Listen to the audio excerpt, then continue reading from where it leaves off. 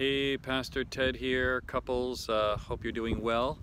Yeah, this is in our backyard. I'm down at the Smithtown Yacht Club, and just being very aware. Look how orderly everything is. Isn't it amazing?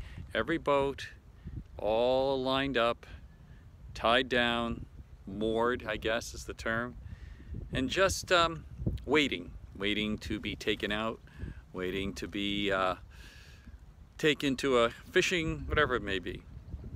You know, it's with everything that's gone on, it just reminds me of some of the simple biblical principles. That it's in the storms and it's the challenging times that we really learn what those boats and what our boat is really made of. Look at the disciples as they were going through everything. There the storm was raging. Jesus was in the back of the boat, and they were just trying to figure out what is going on.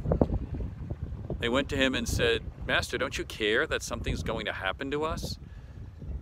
And in a sense, Jesus was kind of like these boats here, calm, not really thinking anything was going to happen. And then he said something to them that just kind of shook their world. Why are they so afraid? Jesus is with them. I don't know about you, but if the storm is raging over the boat, I would probably have a hard time getting that faith up to where it needed to be. But what really hits me as a couple as we go through these things, Phyllis and I, is there are times where God expects us to have that faith, expects us to have that faith, expects us to walk in that truth, expects us when we go through the storms to say, wait a minute, Jesus is in the back of the boat, let's check with him. Well, he seems to be peaceful. Maybe we need to take and look at that. And when the finances get crazy and when the communication ends up being very intense texts back and forth, those are the things that God calls us to say, wait a minute. I'm in the boat with you. I'm in the storm with you. I know what's going on. And look at me. Look at me, resting, just resting.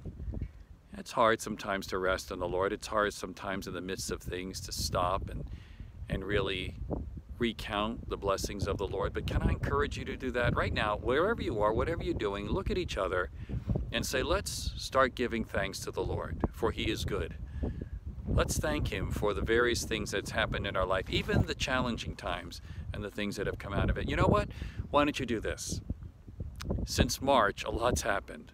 Let's go back and look at the good things God has brought. I mean, the really good things. Even the stuff that he's kind of stripped away so that we could really walk closer to him and to one another. And maybe you're praying together. I heard of one couple that disaster after disaster hit them, even as this pandemic started.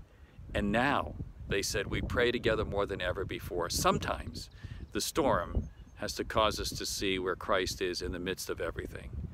So be encouraged. God's in the midst of all that's going on.